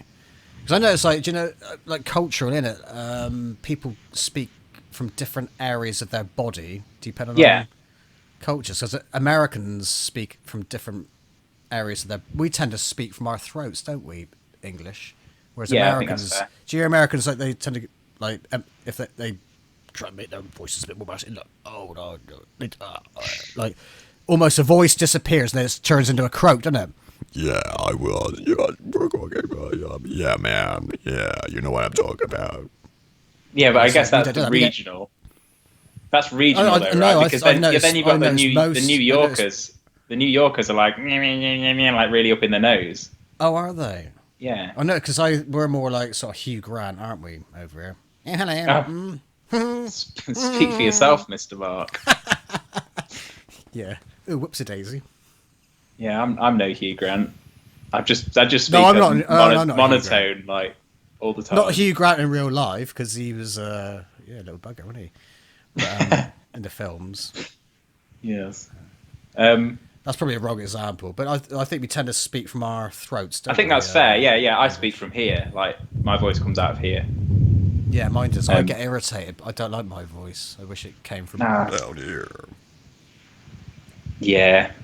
With songwriting, I've been like for many years been thinking I wish I could get someone else to sing and play this for me.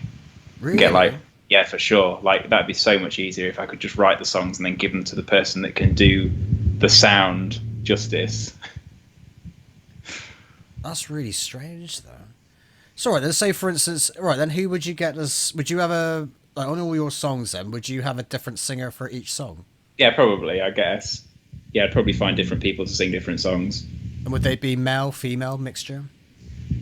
Mostly male. There's definitely some vocal harmonies needed that are female. So there's a couple of like there's definitely in the album there's moments where in my head there's always been a harmony or there should be a harmony that I've not done because I've been really like honest to this is me and an instrument. But if I had any opportunity, I'd stick like a really nice female vocal here, for instance, or a gang vocal. Like there's quite a lot of bits. Even Schopenhauer, the end of Schopenhauer, after I've said "Into the Arms of Death" 4 times, I want there to be like a whole school of primary school children, like a whole child choir, singing "Into the Arms of Death." Oh, is that your sort of like sick and twisted humor to put those two things together? I guess, yeah, I guess. I just think there's been something really, yeah. It's the juxtaposition, isn't it, of like, of like sweet voices. The contradiction. Is it? Yeah, I love it. The right word, that's right up my street. Yeah, I like that type of thing. But I've not found that choir yet.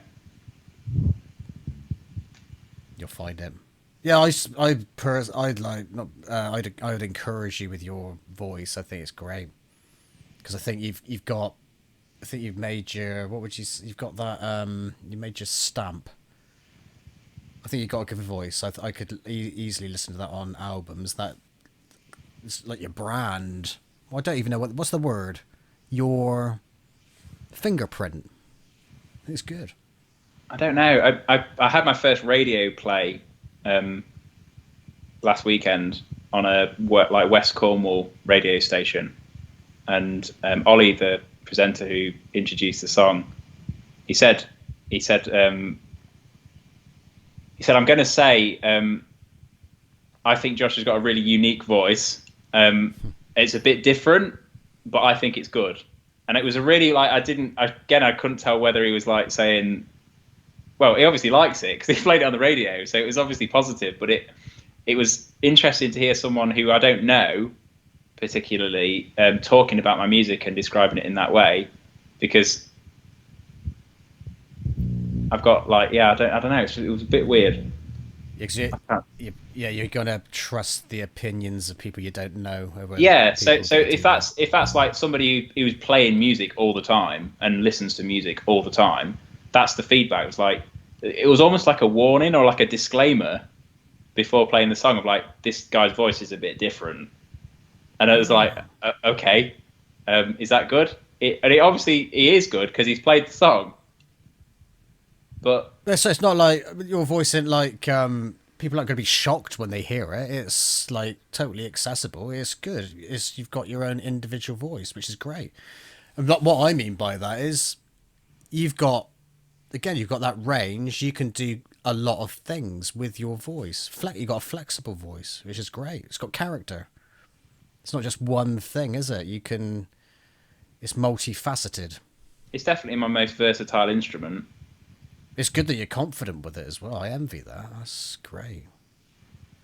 Yeah, I think, like I said, I've only found that in the last couple of years. And that's definitely through the sort of the folky scene and support in there. I went on a course in early 2019 up in Somerset at Halsey Manor, which is the National Centre for Folk Arts.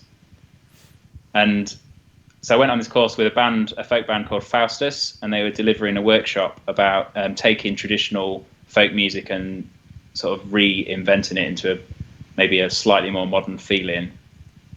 Which was really cool. It was a really valuable experience for me. But even more than that was meeting a bunch of people who I'd never sung to before and singing in a style that was alien to me, singing like in a folk setting with a group, and lots of people coming up and saying, you need to sing folk music.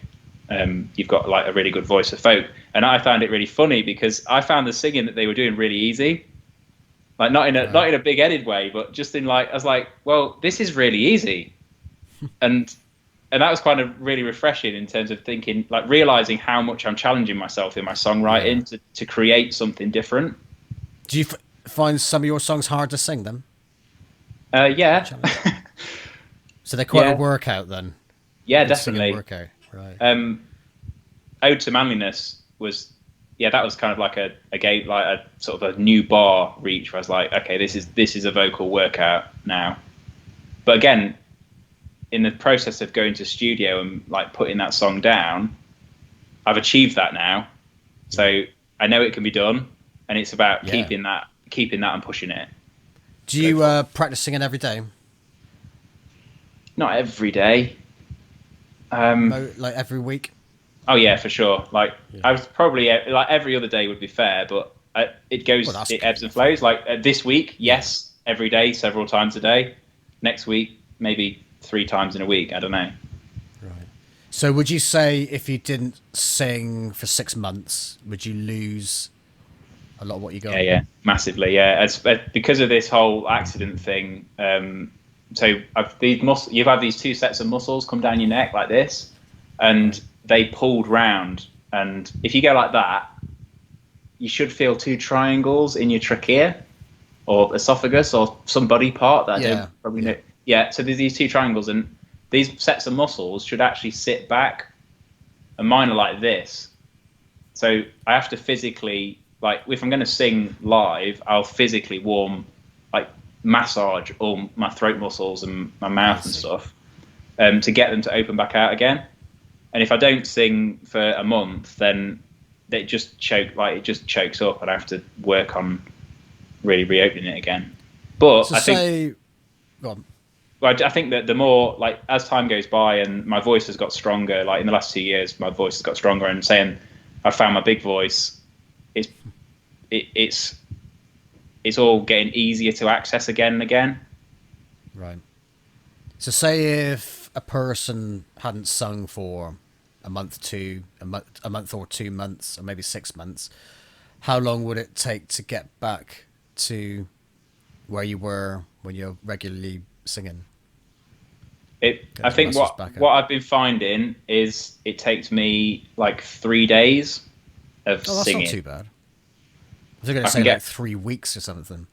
No, if you warm up and you're really like on it all day for 3 days, and intense workout then. Yeah, for sure. And I'd go. What I would do to do that is just listen to a massive variety of different music and sing along to it. Like once I'd done some sort of more basic warm ups, I wouldn't sing my own stuff. I'd sing other people's stuff and try and vary it as much as possible, and just keep on using my voice, and then I'd come to my stuff.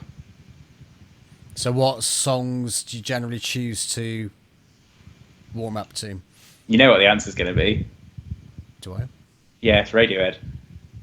Right. Okay. Well, actually, no. There'd have to be a selection, but if I could probably pinpoint one album that I would use to sing to. Yeah. And that is "Kick Up the Fire and Let the Flames Break Loose" by the Cooper Temple Claws. Never heard of them either. It's a hell of an album, that is. It's kind of like dark indie. I don't know where you put it. It's alt. It's alternative. Right. But yeah, if I had to have like one album that I sung to, that would be it. Yeah. So like with songs, like certainly like with other people's songs, how I can never remember lyrics when I try and learn them. Is that something that just takes practice? Yeah, it's just drilling it into your head, isn't it? I don't remember lyrics the way I used to when I was a teenager, because I don't listen to as much music as I did when I was a teenager. Because I have to read them. Sometimes I can't hear the words anyway. I don't know what the people are saying sometimes. I don't know whether that's my ears or something. Like, I was going to say fried chicken, but they actually say that, don't they, in the Queen song? As a One Vision. Yeah, because, what was I going to say? Oh. Bryan Adams' Run to You, because I use a few songs as practice, just for practice purposes, and the main one is Bryan Adams' Run to You, funny enough, along with Knocking on Heaven's Door, which is probably everybody's. Yeah. practice. I don't So- even remember the chords anymore. I think, is it G, D, E minor or something? G, D, E minor, G minor. Sorry, G, D, A minor, G, D, C. Isn't it? It alternates in it between a probably. C and an A minor. But I haven't played it for a long time. But with those two songs, I've tried to memorize the lyrics of those songs for years, and they don't stick. I get the lines the wrong way round. Like with Bryan Adams, that's the first guitar riff I learned as well because I love that Right. riff. And so that's when I was 16 years old. Started learning that, but even so, I still can't memorize the lyrics. I can memorize "Run to You." I gotta run to you when the feeling's right. I gotta run all night. I gotta run to you. I've got it pinned up on my kitchen door. Yeah. So it's funny because I know, like, when you're trying to memorize them through reading, if people have the words in front of them, even that's a bad exercise, isn't it? You've got to walk away from the words, haven't you? And not look at it and then try and remember. Yeah. I think. Otherwise, all you're doing is practicing with a sheet of paper in front of you. Yeah. But you'd start with a sheet of paper. Like, that's. Well, yeah. That's the lyrics for a song that I'm working on right now. Right. And they're not in the right order. Like, I've just written the words and they're not in the right order that I'm going to sing them. So I'm just practicing the song, using them as a reference and like trying to juggle the order around as I'm doing it because I don't want to rely on them. But I guess it's just repetition, the same as everything else, isn't it? Yeah. I used to know. Even repeating it, I'm still can't. It doesn't. It seems to be a muscle that's really weak in my head, or Yeah. Your Whatever. toolbox. yeah. I don't know. I don't think so I'm- do you? I suppose you find it easier to remember your own lyrics. That Yeah, would for be sure. easier, yeah. Yeah, it is much easier. I don't remember other people's lyrics like I used to. Yeah, like I used to listen to a lot of music on headphones, which I don't really do anymore because I've got such raging tinnitus, and I don't really have that much time to spend with headphones on in amongst my day of doing stuff out and about. But when I was listening to music on headphones a lot, it's closer to you. So you just, I don't know, you're drilling it in a bit more. And if you listen to the same thing over and over again, then you just get it, don't you? There used to be a time where I could probably sing along like all the words to every Radiohead song that had ever been released to that point. Now, there's been several more albums I wouldn't have a clue what the words are other than maybe the choruses. Yeah, so I suppose that's worked against me is because I haven't listened to the lyrics. Certainly early on, I didn't focus on the lyrics enough. I just hear them as sounds. I know the title and sounds, and that would be it. And that's probably done me no favors to remember. Yeah, so it's Words. about the music for you, and whereas for me, it's more about the feeling. Well, yeah, I mean the music to give you a feeling. Obviously, you're trying to emulate, well, not emulate. You're trying to create something to create a feeling. Because if you're writing the music, you want the music to match the words, don't you? To create the feel, well, like a film, isn't it? If you're in a suspenseful scene, you want suspenseful music with it, don't you? It's really powerful as well. And when you put music with images, isn't it? It totally changes what you're looking at. It's a good propaganda tool, isn't it? I know someone who plays in a band called Wurlitzer down here. I'm hoping to go and see for the first time in January, all being well. They set music to silent movies. Oh yeah. And that's pretty cool. Like that's quite a powerful thing to do, I think. Yeah. It's sort of You can completely change what you're looking at. I experimented on my own little amateur level did the same piece of same video with two different bits of music. It just makes the images look completely different. It's really odd. That's you cool. can make something look sinister, and you can make something look like euphoric, or like just by changing the music. Really odd. That's really so cool. It shows how things can change your perception, doesn't it? All kinds of things can change your perception and stuff. Good fun. I've been approached. I don't know if I'll get the gig, as it were, but been approached about possibly submitting some music to some climate change documentaries that are going to be released that are focusing around initiatives that are already happening in Cornwall, which I'm really excited about. Like if I could get a part of that, but it'd be interesting to see where this is off the back of someone listening to my album. It'd be interesting to see where they like see me fitting into that. I'd be quite interested to see like whether it's the doom stuff or the better stuff. I see. We're talking about the contextual thing. Yeah. So, what's that? Where would that be shown? I don't know. I have no idea. I've not gotten a huge amount of information about it other than I've been approached, and I think they've taken my music to the director to see if, because they want to encourage using musicians that are living in Cornwall to be part of it, with it being Cornwall theme. Yeah, so that'd be really cool. Well, we'll know because we can check on your YouTube channel, can't we? Yeah, so make an announcement there, won't you? I'll definitely and probably have the video there as well. Yes, that'd be cool. I'll definitely keep it updated on Instagram and such as well. Yeah. Have you got any, do you use YouTube that much, or have any plans to use YouTube? I have plans rather than solids.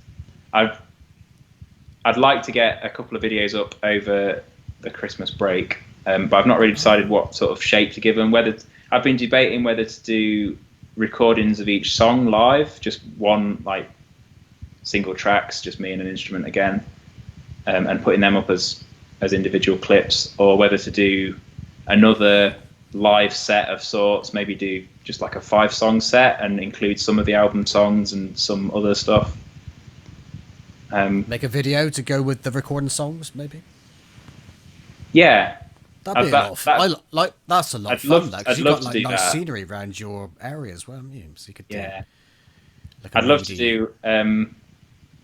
So sun is out. I was actually thinking the other day it'd be really cool. It'd take me ages to do it. It'd be really cool to make a video that was just time lapse. An animation, of me stood at the edge of the land next to the sea on sunny days, and just shoot it all from the same frame. So you just get me in lots of different clothing, on lots of different weathers and lots of different days in the same spot. Yeah, so that the 2 days the sun is out. I don't know. You have the whole song with like different clips, because I suppose you could pad it out. Yeah. If it takes so long, you could put some other clips, scenery in there, couldn't you, or something like that? Yeah, that'd be cool, and get just like nice sunny places and nice sunny days, beach days, that sort of thing. How long do you reckon it would take to film something like that then? Well, just get the stills to make an animation would take months of like shooting from the same place. If you did it once a day, just to get one shot. Yeah, you'd have to go for months, wouldn't you? Yeah. Make sure you stand in the right space. Yeah, get the camera in the right spot again. Yeah, because ideally you just want to leave the camera there, don't you? Yeah, probably not going to do that. Yeah. I also thought about Sanctimonious Me, especially part 2. I'd quite like to. There's a church in Hale, the town that I live in, that's got really nice acoustics, and I debated recording myself or making a music video that involves that space. I don't know, but the Sanctimonious Me, the vocals at the end, I think would fit that setting. What are the vocals? Sanctimonious Me. Oh, and at the beginning of the church. Yeah, at the end of it, it's sort of like that's big. It's big voice, and it's like Sanctimonious Me, like that. That would be pretty cool. That's to the thing, blast it out in a church. Yeah, that'd be good. Yeah, it's the thing with all this stuff, isn't it? You have all these ideas, but you get to a point where you need other people, don't you, to do stuff? Yeah. I say, if you had to do it all on your own, I'm so slow myself. I've only got about, I think, 2 songs out this year, and I've got one that's ready to be mixed. And that's been hanging on for about 2 years, a year and a half. Yeah, so slow. I think I could do more than I can as well.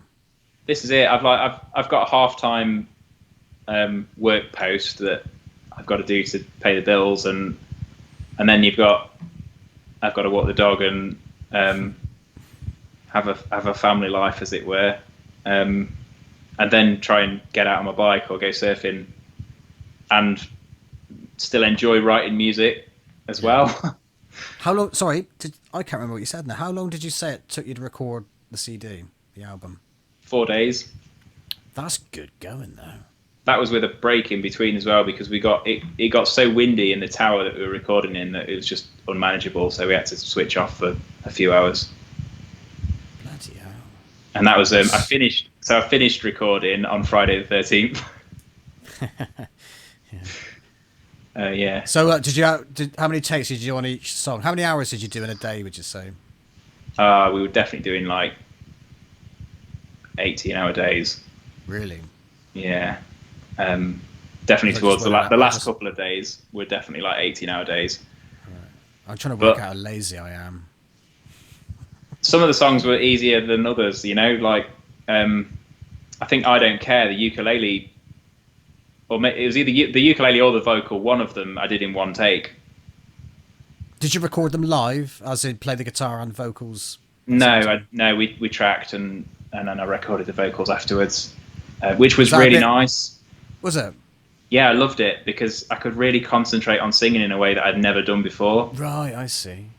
Because I thought about this. I imagine that because you're so used to singing and playing at the same time, it might be more difficult to sort of separate the two. The challenge is the fact that my timing is awful, and because when I play songs, I get more excited as they go on, and they generally speed up. So the real challenge was actually... I don't notice that on the CD. Well, no, that's because I played to a click. Right, there we are. I was going to say that will solve your problems, the click. So without the click, it would have been a nightmare. But that was another good reason for recording the instruments by themselves, really. And Saul's got a really, really nice vocal mic. It would have been an absolute travesty to not have dedicated the time to use that mic. And I don't know how you pronounce it, Neumann, U87, and if you I don't know the numbers. Google the mic and see who's recorded with these mics, and it's just like how much do they cost? $2,000. Bloody hell. That's more than my entire setup. Yeah. Much relate, yeah. It's my 50 quid mic. Yeah. So I wasn't going to miss out on the opportunity to sing into that. Yeah, right. So what was it like? How long? It took you a while to get the seat. How long did it take between the end of recording until you listened to the fully mixed CD? The final. The mastered CD. Yeah. So we recorded this time last year. We finished on Friday the 13th of December last year, and I think we mastered in August. Yeah, that sounds about right. So like 9 months. And what was it? So it was like Christmas Day when you got the mastered version through? No, as in it felt like Christmas Day when you got it through. No, it was the middle of the year. What are you on about? Did it feel like Christmas Day when you got the CD through? Maybe not as much as it should have, but I think that's I'm immensely self-critical, and I'm a perfectionist as well. And so how did you feel when you listened to it for the first time? Well, I'd already listened to it several times in mix, so we went through... But not when it's mastered. No, okay, so first time mastered. Yeah. That's the angel dust, isn't it, over the top, right. isn't it? The first time I listened to the completed master, I was with my critical ears on. The second time, I enjoyed it. Good. The second time, it started to slip into the background, which I took as a good thing, as this is listenable. You can you can listen to this. It's hard listening to your own music, though, and I find that because you can't. You know everything about your playing, don't you? Yeah, and you know totally. everything about your singing, so you know you can't listen to it objectively, can you? Not really. Songs. I hardly ever listen to my own songs either. It's like you've done them. I might listen to them now and again, but probably won't listen to the full track. It's odd. It is tricky. I want to know what my guitar playing sounds like to somebody else, because hopefully they don't hear the mistakes. No, they don't. Pretty much everything honestly, they do. no, they're like, this guy's shredding. It's epic. I'm definitely not a shredder. You are. No, I'm not. If you put me up against the Yeah, well, there you go. You're comparing shredding yourself, community. and that's a fruitless exercise. No. This is true. I'm more like, I don't know. I'm a wannabe shredder, but not there. That's not me being self-critical either. That's just true. That is. It's like it's too hard. Like Yeah. I don't. It's like I'm like really pushing myself. It's like too much effort for me. Whereas you watch a shredder, they're eating a sandwich at the same time. It doesn't Yeah. look like there's any effort in their fingers, but that's probably because I'm practicing wrong. They're actually practicing nice and slow and accurately at the beginning and building it up. As I get a bit impatient, really, and sloppy. Right. But there we Yeah, are. that sounds a lot like me as well. Yeah, I swear I've got like attention deficit disorder. You could probably tell that. You could probably tell. Definitely. You get these ideas. I'm off onto the next one before we finish the last one. I need to do some more meditation. That's what I need to do. Ground Stay in the yourself. present. Yeah. So, anything else to add then, Josh? Anything else to add? Thanks for doing this. This is really cool. Thank you very much. Thanks for your patience earlier as well. That's fine. It was all still It's fine. been like 4 hours at it. It's 12 o'clock we started, wasn't it? Yeah, we've been on it. We've been on it a past little while 4 now. I'm hoping that between all our rambling, there's something of interest to somebody, and Definitely, yeah. I'm very hopeful that it will inspire people to to get into the music and Yeah. show some support. That'd be really cool. Listen to Josh's want- album. I Am Josh Rogers, Naked. There it is, CD. So you could buy this direct from your website. Yes, if you want a physical copy, I only made 100.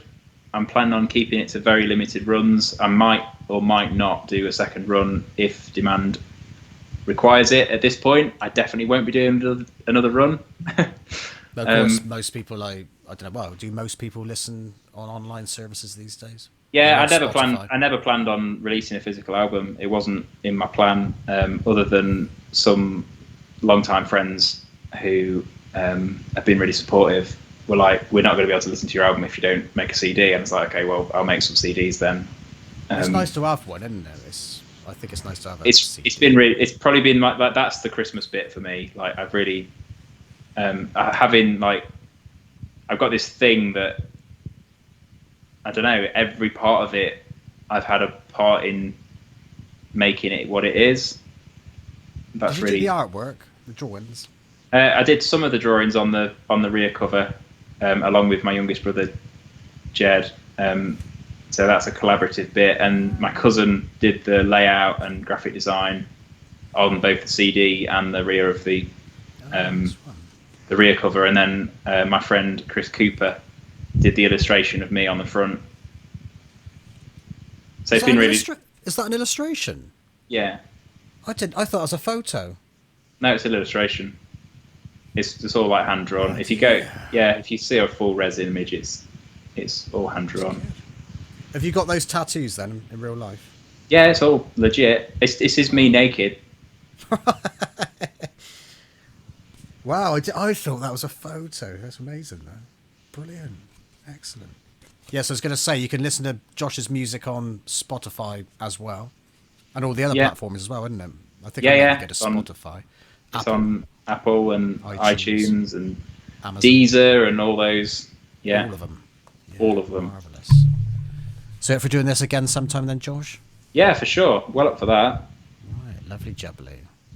I was going to say, I was talking about being creative with your stuff, which I got paranoid about because you thought I might be criticising your creativity in your videos and your music. No, I would never ever do.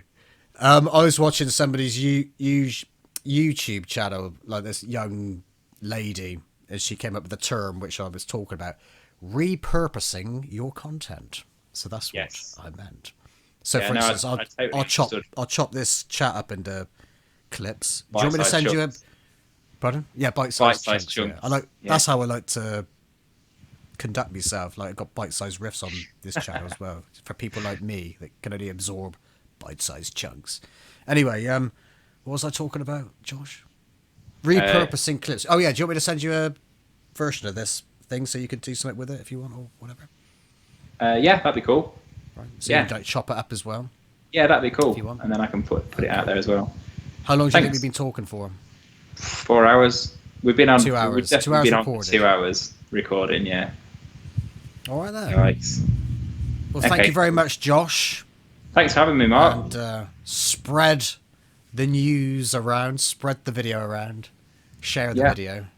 Yeah. Thanks for enjoying my album and promoting it. Great. Buy it. Get it. Listen to it on Spotify or whatever your preferred platform is. I've got a delay on my. I got some latency lag on my microphone. I got an echo in my head. Sorry. Anyway, I'll let you finish off, Josh. Well, cheers, Mark. Thank you. Thank you, Josh. Speak to you soon. Speak to you soon. It's been nice to talk to you as well. Cheers. Cheers, Josh. See you Bye. soon. Bye. Thank you.